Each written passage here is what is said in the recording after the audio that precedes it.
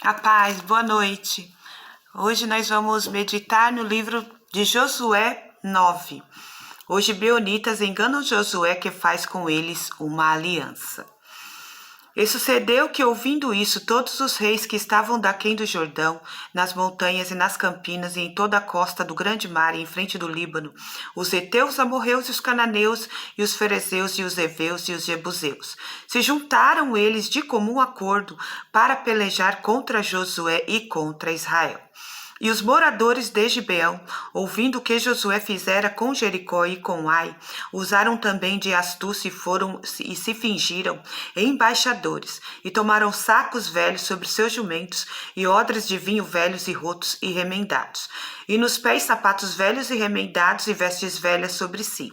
E todo o pão que traziam para o caminho era seco e bolorento. Vieram a Josué ao arraial, ao Gilgal, e lhe disseram, a ele e aos homens de Israel, vimos de uma terra distante, fazei, pois, agora concerto conosco. E os homens de Israel responderam aos heveus, porventura habitais no meio de nós, como, pois, faremos concerto convosco?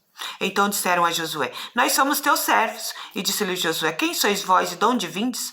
E eles responderam, teus servos vieram de uma terra muito distante por causa do nome do Senhor, teu Deus, porquanto ouvimos a sua fama e tudo quanto fez no Egito.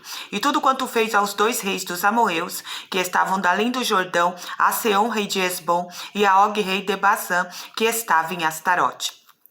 Pelo que nossos anciãos e todos os moradores da nossa terra nos falaram, dizendo, tomai convosco em vossas mãos provisão para o caminho, e ide-lhes ao encontro e dizei-lhes, nós somos vossos servos, fazei, pois agora concerto conosco. Este nosso pão tomamos quente das nossas casas para nossa provisão no dia em que saímos para vir a vós. E ei-lo aqui agora já seco e bolorento. E estes odres que enchemos de vinho eram novos e ei-los aqui já rotos. E essas novas vestes, novos sapatos, já têm se envelhecido por causa do muito longo caminho.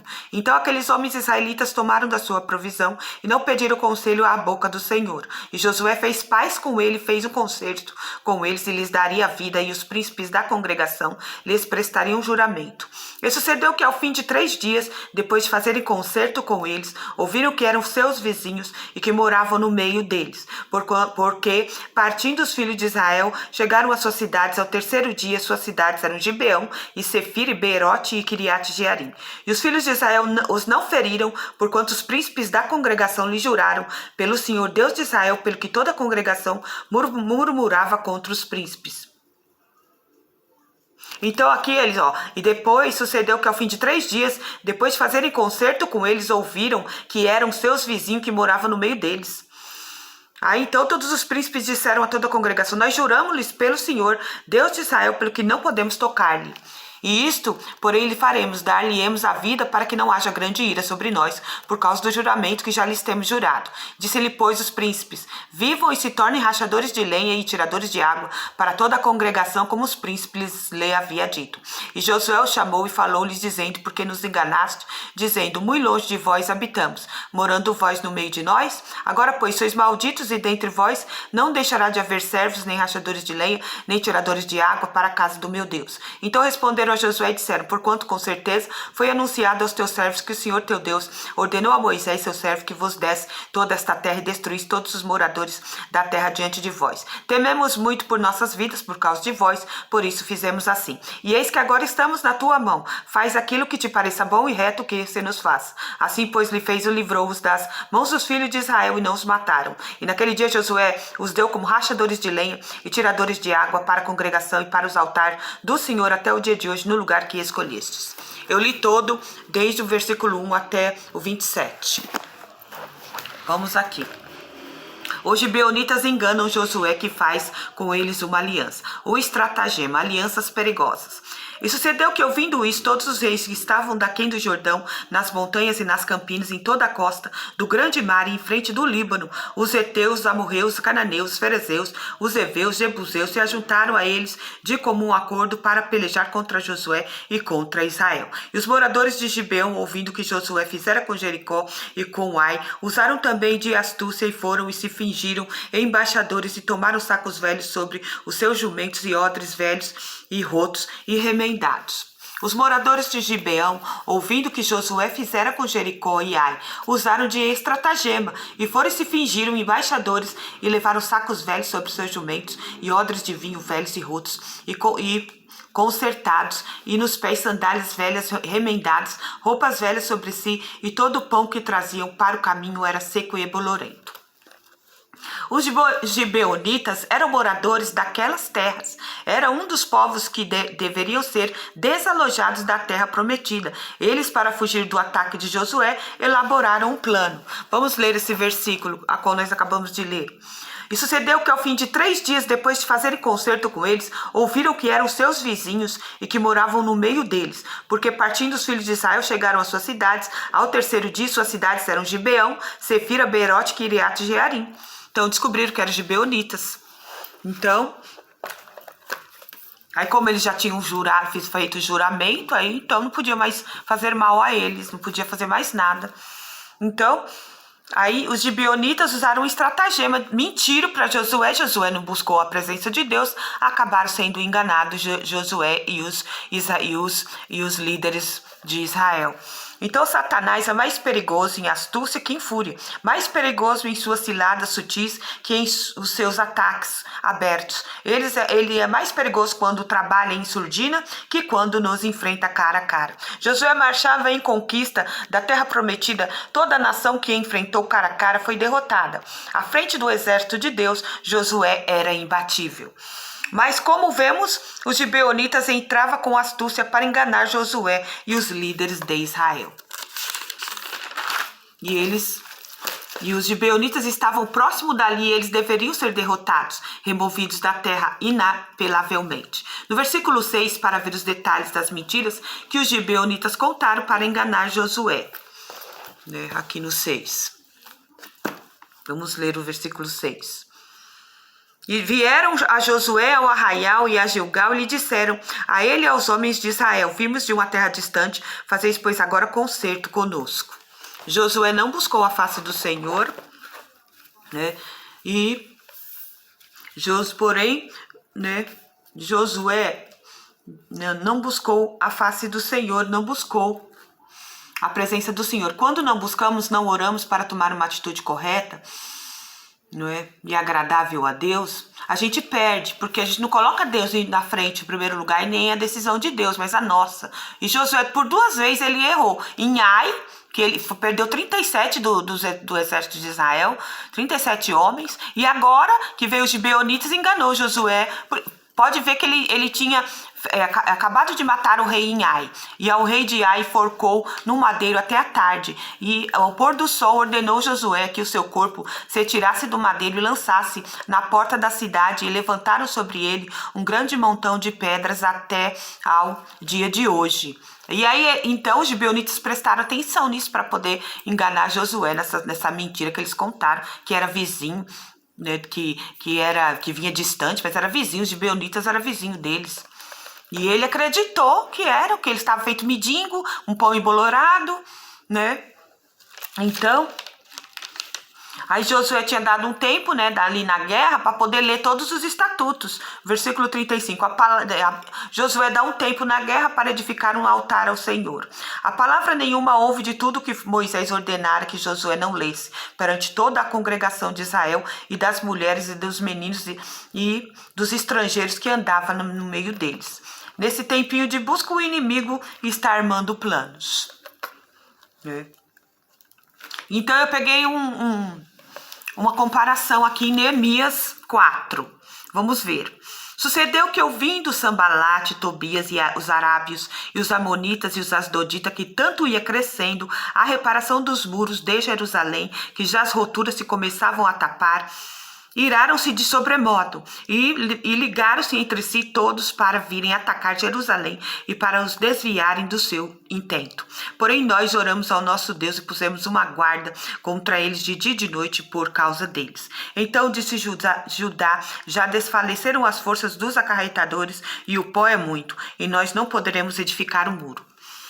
E aí eles tiveram que dar um tempo na reparação do muro. E nesse tempo que o inimigo estava trabalhando, Sambalate e Tobias já ficou com inveja já de Neemias e já mandou querer parar a obra, mandou já parar a obra. E Neemias, então, eles oraram, né? Depois, então, eles oraram, né?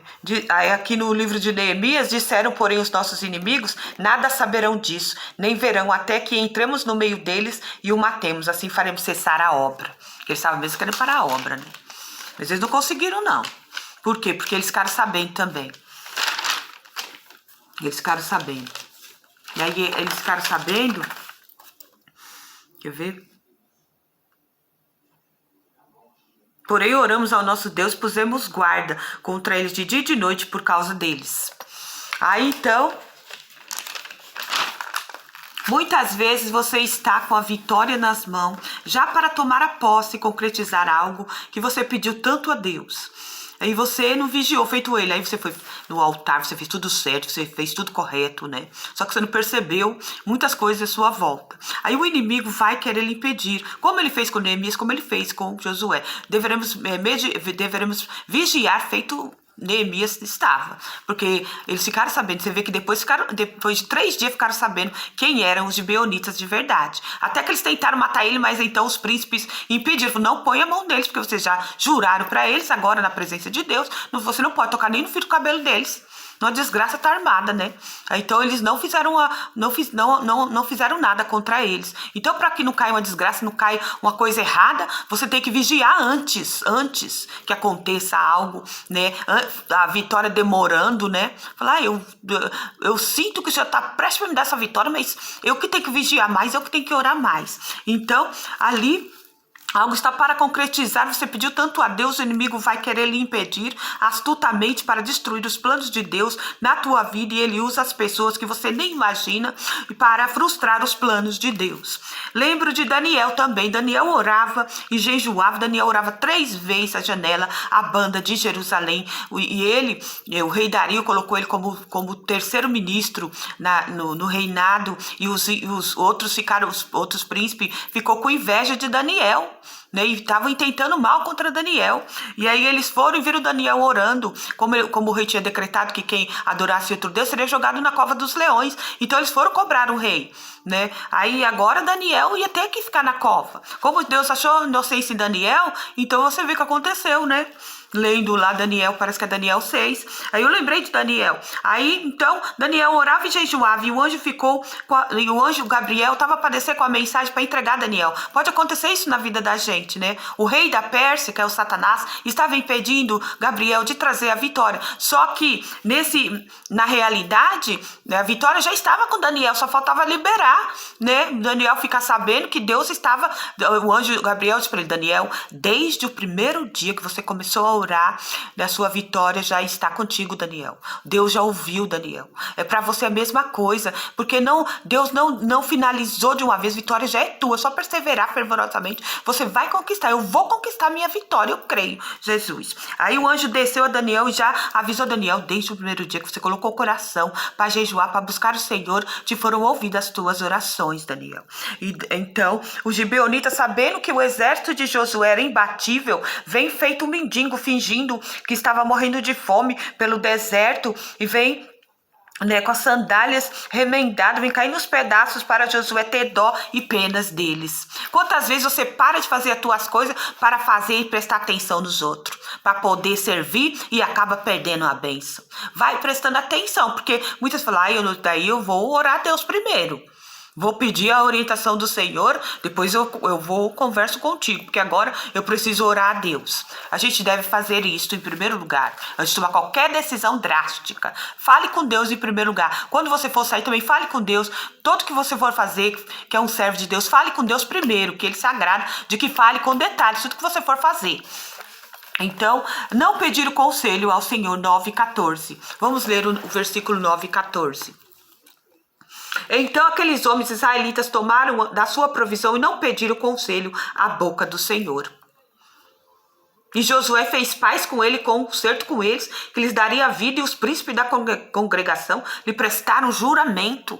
Aí eu fiquei meditando, falei, gente, como é sério. As coisas na presença do Senhor é coisa séria. Tomar decisões na presença de Deus é seríssimo. Não é somente uma palavra, entendeu? Aquilo ali é muito mais profundo, muito espiritual. É na presença de Deus. Você vê que eles fizeram juramento, não puderam tocar nem um fio de cabelo. Se eles eram inimigo que tinha que arrasar, tirar do meio do povo cananeu, que eles eram do meio igual os cananeus, heveus, heteus, fariseus, eles tinham que arrancar da terra, mas eles se fingiram. Você vê que Josué não estava vigiando como se deveria, né? O filho de Josué não estava, imagine nós, né? Então nós devemos pegar esta lição. Aí então, Josué e os líderes de Israel não oraram, não buscaram a vontade de Deus no tocante aos gibeonitas, entraram presunçosamente no concerto e revogavam com os gibeonitas, segundo a Samuel 21, 1, 2. Durante o reinado de Davi, houve uma fome que durou 3 anos. Davi consultou o Senhor, que lhe disse: a fome veio por causa de Saul e da sua família sanguinária, por terem matado os gibeonitas. O rei então mandou chamar os gibeonitas e falou com eles. Os gibeonitas e não eram de origem israelitas, mas remanescentes dos amorreus. Os israelitas tinham feito um acordo sob juramentos, mas Saul, em seu zelo por Israel e Judá, haviam tentado exterminá-los. Em outra ocasião, eu fiz uma reflexão nesse texto, segundo a Samuel 21, 1, 2. Se você quiser conferir, vai lá que você vai ver. Que Saul mandou matar todos os gibeonitas em cima desse juramento. E o que aconteceu? Aconteceu ficar 3 anos de fome na terra, por causa de Saul, que matou os gibeonitas. Se eles tinham jurado na presença dos príncipes de Israel e de Deus, não podia tocar nem um fio de cabelos dele. Que coisa séria, né? Você fazer aliança, uma aliança perigosa dessa, porque não tinha consultado, pagou as consequências, né? Os gibeonitas ficou no meio, povo estrangeiro no meio deles, né? Então, Saul mandou matar. O que aconteceu? Ele mandou matar, ficou aqueles 3 anos de fome. Os gibeonitas foi falar com Davi. Davi, você vai ter que vingar nossos irmãos, você vai ter que dar os filhos de Saul para nós matarmos. O nosso negócio, nós não temos nada com você, Davi. Falou para Davi. A nossa vingança está com você, é com Saul. Você pensa bem o que você vai fazer, Davi. Aí falou para Davi, né? Aí Davi falou, eu vou ver meus irmãos, vou ver o que eu posso fazer. Aí eles foram embora e Davi foi orar, Davi foi pensar o que fazer. Aí Davi pensou bem, falou, não, Saul fez isso com ele, Saul não poderia fazer uma coisa dessa, matar os filhos, matar os gibeonitas dessa maneira, derramar esse sangue. Agora ficou 3 anos de fome na terra. O que eu vou fazer agora? Eu vou atender os gibeonitas, né? Aí Davi tristemente ficou muito triste, porque Saul tinha feito essa desgraça, ficou muito triste que Deus estava, né, Deus não tinha o que fazer, porque tinha pecado ali já, então Davi tinha que tirar esse pecado de Israel. Aí Davi, muito triste, foi lá, falou, felizmente vou ter que escolher 7 homens dos filhos de Saul, inclusive o filho da Mical teve que participar desses 7 homens, que ele teve que dar para os gibeonitas, vingar o sangue dos gibeonitas. Aí ele deu esses 7 homens, e aí eles executaram esses 7 filhos de Saul, da tribo de Saul, e assim então se aplacou a fome da terra de 3 anos na terra, né? Então ele está relatando, esses são os gibeonitas que foram feitos esse conselho. Olha só como foi longe, olha só como isso ficou, né? O que aconteceu ali em 3 anos de fome, entendeu? Aí Davi teve que consertar os erros de Saul. Entendeu? Olha como é perigoso fazer uma aliança e uma situação sem pedir orientação de Deus. Olha como o crente como é coisa séria ser crente. Como é coisa séria temer o Senhor verdadeiramente, genuinamente. É sério. Cada coisa que o crente vive é coisa séria. Cada decisão que se toma é sério, não é brincadeira. Não é igual o povo do mundo que anda na porta larga, de qualquer jeito, decide de qualquer jeito. Não tem é igual uma ovelha errante, né? Eles não creem em Deus, o Deus dele é qualquer Deus. O nosso Deus é um Deus vivo, é um Deus de aliança, um Deus que não quebra aliança por qualquer coisa, jamais quebrará. Ele não é homem para que minta, nem filho do homem para que se arrependa. E aconteceu, então, essa decisão imprudente trouxe os cananeus ímpios para dentro de Israel. Você vê? Para dentro de Israel, ato este proibido em Deuteronômio 7. E os gibeonitas eram amorreus e o povo de Canaã. Segundo Samuel 21, que nós lemos aqui, né? Gênesis 10, 15, 16. Em todas as decisões da vida devemos buscar a vontade de Deus e orar pedindo sua sabedoria e orientação. Isso nos poupará de tristezas e tragédias. Deus rejeita, né? Aí eu fiz uma oração, né? Vou ler a minha... Não costumo ler não, mas eu vou ler essa daqui. Deus, rejeito todo pensamento contrário à tua palavra na minha vida. Todo o plano do diabo de me envergonhar e passar à minha frente na hora de decidir por qualquer coisa que for escolher para mim. Rejeito toda manipulação do diabo, todo o plano contrário que o diabo usar a palavra bíblica, que ele usar contra os meus pensamentos. Eu rejeito toda a ação, né, do descaso do diabo para acabar com as minhas forças de lutar, para acabar com o evangelho, para acabar que eu fale, para acabar com a minha vida, no nome de Jesus, para colocar dúvida, né? Tenho que orar, eu oro constantemente, eu oro fervorosamente, que ele quer fazer igual fez com a Eva, e ele quer me enganar, que o Senhor expulse a pessoa que ele usar no meio de qualquer pessoa, pode ser até dos meus parentes mesmo, que ele tentar para me destruir, para me matar. No nome de Jesus eu rejeito qualquer diabo, qualquer, né, pensamento diabólico, rebelde contra a palavra de Deus. Ele é condenado já. No nome de Jesus, a vitória é minha, do povo de Deus. Eu levanto a minha Bíblia contra Satanás, né? Deixo na cabeça do diabo, em nome de Jesus, né? Para impedir. Ele está derrotado, jamais, ele não vai conseguir impedir os retos caminhos do Senhor. O Senhor é o caminho, a verdade e a vida. Ninguém vê ao Pai senão por mim. E os gibeonitas, em nome de Jesus, amém, Jesus. E os gibeonitas deveriam ser derrotados, contudo, decidiram ir ao encontro dos israelitas. Eles eram os cananeus, eles eram o povo descendente dos amorreus.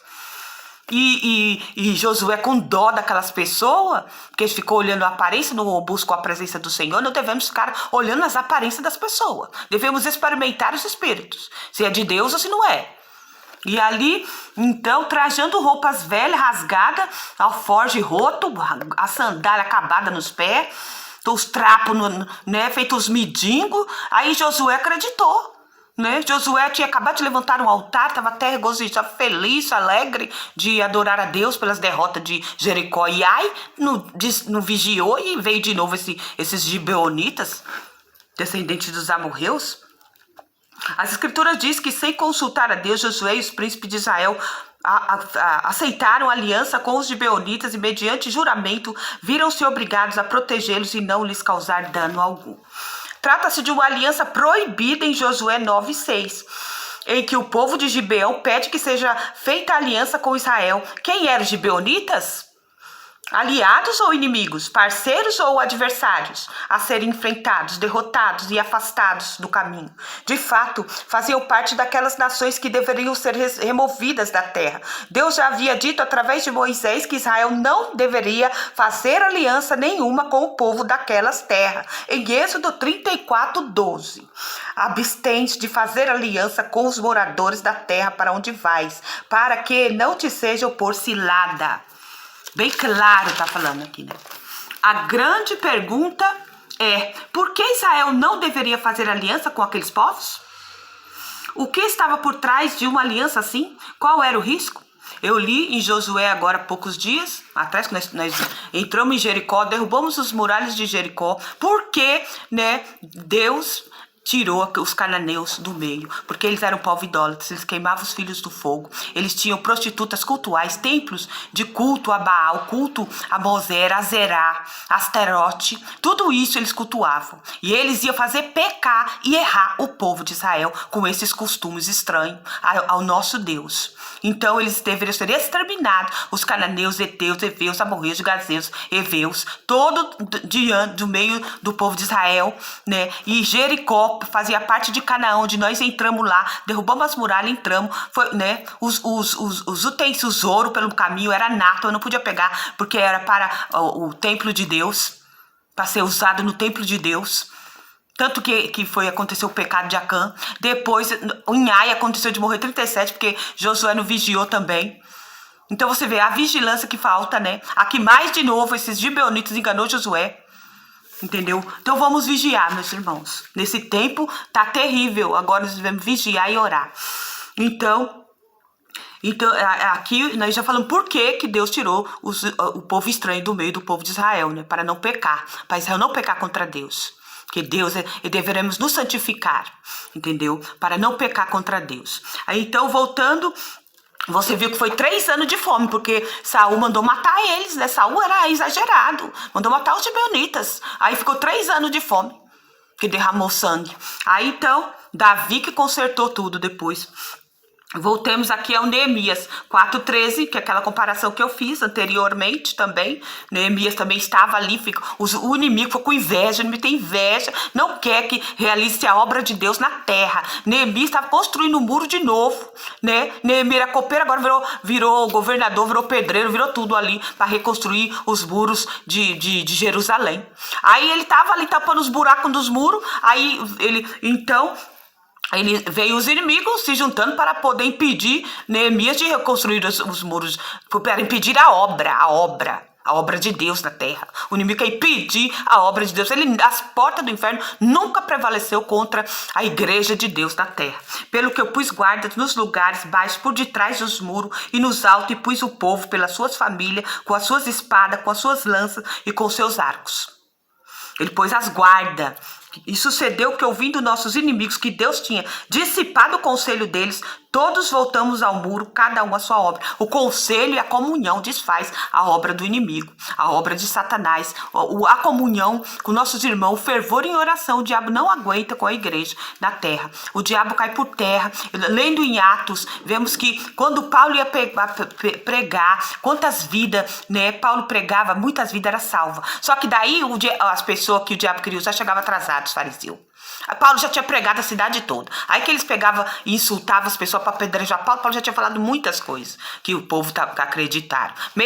Mais da metade acreditava e um pouco de gente apedrejava Paulo. A essas alturas, o Espírito Santo já tinha entrado no coração daquelas vidas. O diabo tinha chegado atrasado, como ele sempre chega.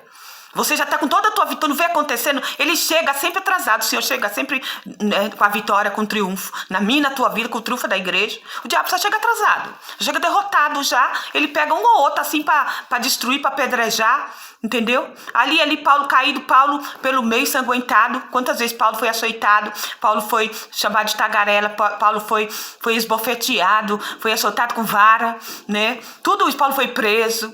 Tudo isso Paulo sofreu, mas o diabo derrotado nunca venceu. Ele já é condenado no nome de Jesus. Tudo isso é para perseverar em oração e o Senhor nos dá a vitória, porque nós somos mais que vencedores em Cristo Jesus. Aí então o diabo é condenado, né? Condenado. Já. Ele sabe que o tempo dele tá curto, então aí que tá, né? Nós devemos vigiar mais esses tempos agora, porque o ar está demoníaco mesmo. Deve ficar de joelho noite e dia, tá demais. E do jeito que tá o feminicídio, do jeito que tá esse negócio de polícia, tô matando demais por causa da polícia. Deus me livre, Jesus. Livra teu povo, Pai. Dá vigilância teu povo. Orar antes de sair, antes de ir em qualquer lugar. Porque, ai, Jesus, tem misericórdia. Aí, então, sucedeu que, ouvindo nossos inimigos que Deus tinha dissipado o conselho deles, todos voltamos ao muro, cada um a sua obra. Você vê, Deus dissipou os conselhos do inimigo contra a obra. Aí voltou de novo, baixou a poeira, voltaram de novo a realizar a obra. Deus deu vitória. Então vamos refletir um pouco mais, porque Josué não consultou ao Senhor, nem aos líderes de Israel consultaram, fizeram uma aliança proibida que foi errada, desobedeceu ao que o Senhor já havia dado ordem para não fazer aliança com os povos de Canaã. Josué, com pena dos mendigos que se fingiram, não orou a Deus e aceitou eles no arraial de Israel. Quantas vezes nós não fazemos o mesmo, né? Nós fazemos a mesma coisa e está por trás dessa aliança. O que está por trás dessas alianças que nós fazemos? Nós não vigiamos, aí nós não olhamos uma visão assim à frente, futurística, sobre o que vai acontecer assim. Que se eu fizer isto, e pensar numa consequência, né? Falar, se eu fizer isso, o que vai me trazer de bom? O que vai me trazer de ruim? O que eu vou ganhar com isso? Será que isso não vai me prejudicar? Uma aliança com essa pessoa? Uma comunhão com essa pessoa? Quem é essa pessoa? O que ela está pretendendo? Tudo isso nós devemos perguntar a Deus, né? Ai, Jesus, dá vigilância para os nossos corações. Deus vai aceitar? Aí depois você vai orar a Deus? Fala, olha lá aquela gente. Olha só a situação. Olha Jesus. Jesus fala, quem é essa gente aí? Quem é essas pessoas? Entendeu? Jesus falou, quem é essas pessoas aí? Quem é essa gente aí? Aí Jesus vai, Jesus, vai ficar sem graça, né? Não falei com o Senhor, olha o que aconteceu. Entendeu? Aí você vai falar o que pra Deus? Aí então você já tomou a decisão e falou com o Senhor antes, não é depois não. Aí você vai ficar sem graça, sem jeito, quando o Senhor... Falei, e agora Josué, tá igual a Acã? Aí Josué se jogou com a cara no chão, dos pés do Senhor. Você falou, por que você está prostrado sobre o seu rosto? Eu falei, tô orando, Senhor. Você falou, levanta, Josué, vai tirar o pecado do meio do povo. Já pecou, já escondeu debaixo da tenda o produto roubado. Tá lá, só que ele não falou quem é, porque ele deveria procurar saber. O próprio Acã teve que confessar e confessou depois que ele roubou, porque ele roubou, né? Entendeu? Vai, Josué, aí você vai orar com a cara sem graça. Ai, Deus falou, porque você está prostrado, porque você não vai tirar o pecado, porque você não vai tomar uma atitude com isto, né? Tome uma atitude na tua vida. Agora que você devia ter visto antes, agora que aconteceu, você veio se jogar, vai, toma uma providência para tirar isto. Né? Olha, Davi tomou, você não viu ali? Davi tomou. O que aconteceu? Davi tomou a providência no sentido de que aí os gibeonitas veio falar, Davi não é com você, é com Saul. Eu sei que agora que você já está sentado no trono, por favor, Davi, dá o povo, o pessoal de Saul pra gente cobrar, porque não vai dar pra ficar desse jeito, não. Porque ele tava aí no trono, agora você tá aí, agora vamos, porque não dá pra ficar desse jeito, ele vai ter que ser cobrado. Aí Davi deu, né, tomou a providência. Aí foi, 3 anos de fome foi aplacada a ira, né, sobre a terra.